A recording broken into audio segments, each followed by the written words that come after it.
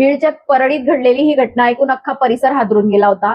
पण मित्रांनो, हा केवळ अपहरणाचा गुन्हा नाहीये. या संपूर्ण केसमध्ये असा काही खतरनाक आणि धक्कादायक ट्विस्ट आलाय ज्याचा विचार खुद्द पोलिसांनीही केला नव्हता. ज्याने अपहरण घडवून आणलं तो व्यक्ती कोण निघाला माहितीये? विचार करा, जेव्हा तुमच्या हक्काचा माणूसच सर्वात मोठा गुन्हेगार निघतो तेव्हा काय होतं. आज आपण परळीचा याच धक्कादायक आणि थरारक किडनॅपिंग आणि सुटकेचा संपूर्ण घटनाक्रम उलगडणार आहोत. व्हिडिओ शेवटपर्यंत नक्की बघा, कारण शेवटी या केसमध्ये अशा एका व्यक्तीचं नाव समोर येतंय जे ऐकून तुमचेही डोळे पांढरे होतील. तर नमस्कार मित्रांनो, मी राजश्री आणि तुम्ही पाहताय राजश्री अनफिल्टर्ड. या डिजिटल मंचावर तुमचं स्वागत आहे. आज आपण अशा एका सत्य घटनेबद्दल बोलणार आहोत जी 14 जून 2026 रोजी घडली आणि अवघ्या 24 तासात या घटनेने संपूर्ण महाराष्ट्राचं लक्ष वेधून घेतलं. बातमी आहे बीड जिल्ह्यातील परळी शहरातून. तर घटना काय आहे? तुकाराम पंढरीनाथ मुंडे, वय 54 वर्ष, परळीतील औष्णिक विद्युत केंद्र म्हणजेच थर्मल पॉवर स्टेशनच्या परिसरात ते नेहमीप्रमाणे गेले होते. तारीख होती 14 जून 2026. दुपारची वेळ साधारण 2च्या सुमारास ते तिथे आढळून आले. त्यांनी आपल्या घरात एक कॉल केला. घरातल्यांना म्हणाले, मी बाहेर जातोय. अगदी सामान्य संवाद होता, पण या संवादानंतर अचानक त्यांचा मोबाईल स्विच ऑफ झाला. तास गेले, 2 तास गेले, पण तुकाराम मुंडे घरी परतले नाहीत. घरातल्यांनी पुन्हा पुन्हा नंबर डायल केला, पण पलीकडून फक्त एकच आवाज येत होता, म्हणजे मोबाईल संपर्क क्षेत्राच्या बाहेर आहे किंवा फोन बंद आहे. कुटुंबाच्या मनात शंकेची पाल चुकचुकली. काहीतरी विपरीत घडलंय याचा अंदाज त्यांना आला होता आणि हाच तो क्षण होता जिथून एका मोठ्या आणि भयानक गुन्हेगारी गटाचा पडदा फाटायला लागला होता. कुटुंबाने तात्काळ पोलिसांशी संपर्क साधला. तुकाराम मुंडे गायब झाल्याची बातमी वाऱ्यासारखी परळी तालुक्यात पसरली. संपूर्ण परिसरात भीतीचं आणि चिंतेचं वातावरण निर्माण झालं. दिवसाढवळ्या थर्मल पॉवर स्टेशन सारख्या महत्वाच्या आणि सुरक्षा व्यवस्था असलेल्या परिसरातून एका माणसाचं किडनॅपिंग होतं. एक माणूस गायब कसा होऊ शकतो, हा सर्वात मोठा प्रश्न होता. पोलीस यंत्रणा तात्काळ ऍक्शन मोडमध्ये आली. गुन्ह्याचं गांभीर्य ओळखून पोलिसांनी थेट औष्णिक विद्युत केंद्राचा परिसर गाठला. तिथे शोध मोहीम सुरू झाली आणि पोलिसांना घटनास्थळावर काय सापडलं माहितीये? त्यांना घटनास्थळावर तुकाराम मुंडे यांची स्कूटी अतिशय संशयास्पद स्थितीत उभी असलेली आढळली. एवढंच नाही तर त्यांची चप्पलही तिथेच पडलेली होती. कोणताही माणूस आपली गाडी आणि चप्पल रस्त्यावर सोडून स्वतःहून कुठेही जाणार नाही. हा सर्वात मोठा पुरावा होता की मुंडेंचं तिथून जबरदस्तीने अपहरण करण्यात आलं होतं. चपलेचा तो क्लोजअप शॉट पोलिसांना स्पष्ट संकेत देत होता, इथे झटापट झाली आहे.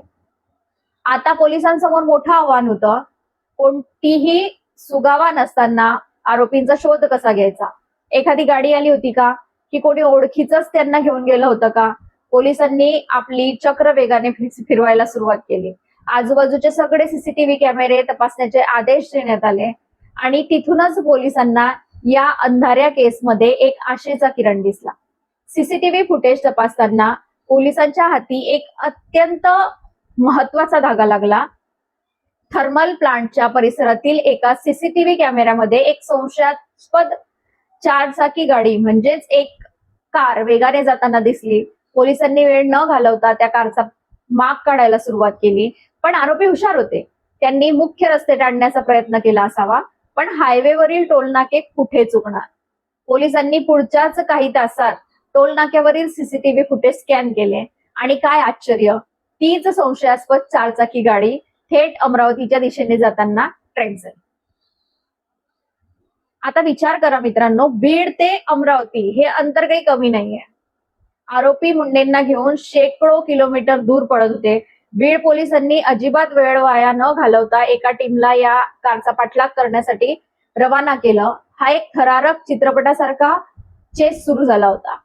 एका बाजूला पोलिसांच्या गाड्या हायवेवरून जात होत्या, तर दुसऱ्या बाजूला किडनॅपर्सना कदाचित सुगावा लागला होता की पोलीस आपल्या मागावर आहेत. किडनॅपिंगच्या केसेसमध्ये सर्वात महत्वाचा असतो तो म्हणजे वेळ. जर पोलिसांनी वेळेत पाऊल उचललं नसतं तर कदाचित तुकाराम मुंडेंच्या जीवाला धोका होऊ शकला असता. पण बीड पोलिसांच्या या वेगवान हालचालींमुळे आरोपींचा प्लॅन पुरता फिसकटला. पोलीस आपल्या अगदी जवळ पोहोचलेत याची माहिती अपहरणकर्त्यांना मिळाली असावी. जेव्हा त्यांना समजलं की आता आपण खाकी वर्दीच्या तावडीतून सुटू शकत नाही, तेव्हा त्यांनी घाबरून एक मोठा निर्णय घेतला. त्यांनी काय केलं, तुकाराम मुंढे यांच्या डोळ्यांवर पट्टी बांधली. गाडी अमरावती जिल्ह्यातील हिंगणघाट रस्त्यावर धावत असताना त्यांनी मुंढे यांना रस्त्याच्या कडेला सोडून दिलं आणि कारसह तिथून पळ काढला. डोळ्यावर पट्टी, आजूबाजूला अनोळखी रस्ता आणि मनात मृत्यूची भीती. तुकाराम मुंढे प्रचंड घाबरलेले होते. अपहरणकर्ते निघून गेल्याची खात्री झाल्यानंतर त्यांनी कशीबशी आपल्या डोळ्यावरची पट्टी काढली. समोर पाहतात तर काय, तो संपूर्ण रस्ता अनोळखी परिसर होता, पण त्यांनी धीर सोडला नाही. त्यांनी तात्काळ रस्त्यावरून जाणाऱ्या एका इसमाकडे मदत मागितली. त्या व्यक्तीच्या मदतीने त्यांनी थेट हिंगणघाट पोलीस ठाणे गाठले. तिथे हिंगणघाट पोलिसांनी तात्काळ बीड पोलिसांशी संपर्क साधला आणि मुंढे सुरक्षित असल्याची माहिती बीड पोलिसांना दिली. बीड पोलिसांनी सुटकेचा श्वास सोडला. मुंढे यांना बीड पोलिसांच्या स्वाधीन करण्यात आलं. मुंढे सुखरूप घरी पोहोचले. संपूर्ण कुटुंब आनंद व्यक्त करत होता. पण मित्रांनो, खरी कहाणी तर इथून पुढे सुरू होते. खरी रहस्यमय कथा तर आता सुरू होणार आहे. कारण जेव्हा पोलिसांनी मुंढे यांची चौकशी केली, तेव्हा जे सत्य बाहेर आलं त्याने अख्ख्या पोलीस प्रशासनाचे पाय जमिनीवरून सरकले. होय मित्रांनो, आता या केसमध्ये एक असा ट्विस्ट आला ज्याने सर्वांनाच थक्क केलं.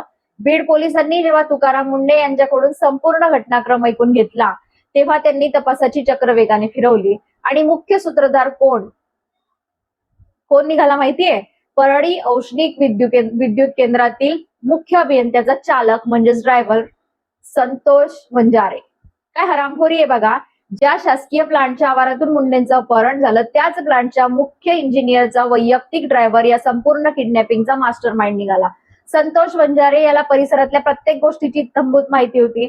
कोण कधी येतं, कधी जातं, सुरक्षा कुठे कमी आहे, सीसीटीव्ही कुठे आहेत, कुठे नाहीयेत, ते सगळं त्याला माहित होतं. त्याने आपल्याच पदाचा आणि माहितीचा गैरवापर करून हा भयानक कट रचला होता.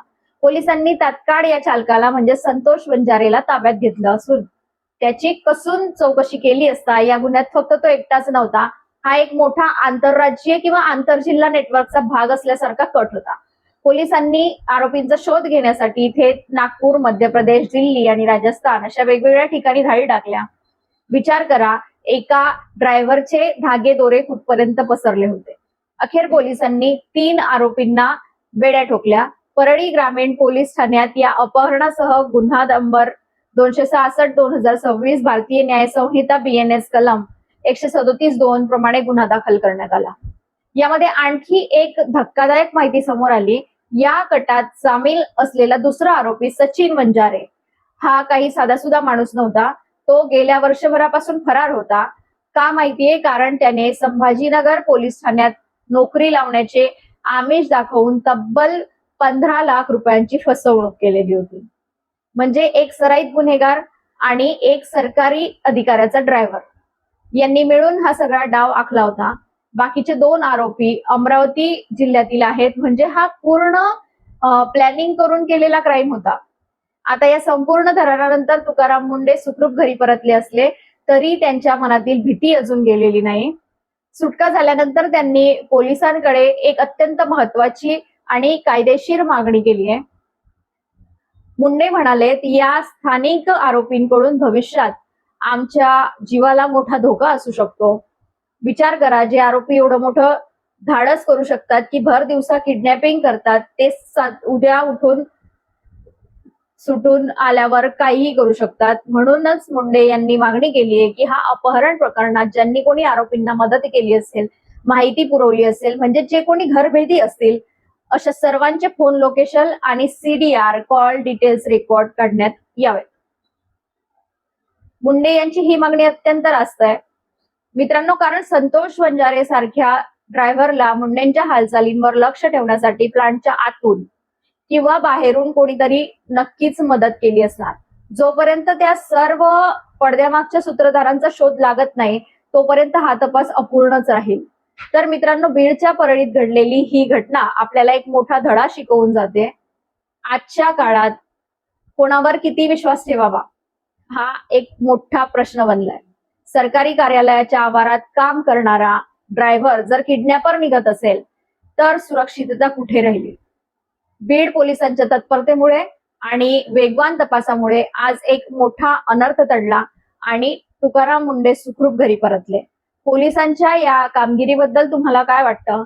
आणि मुंडे यांनी केलेल्या CDR काढण्याची मागणी योग्य आहे का?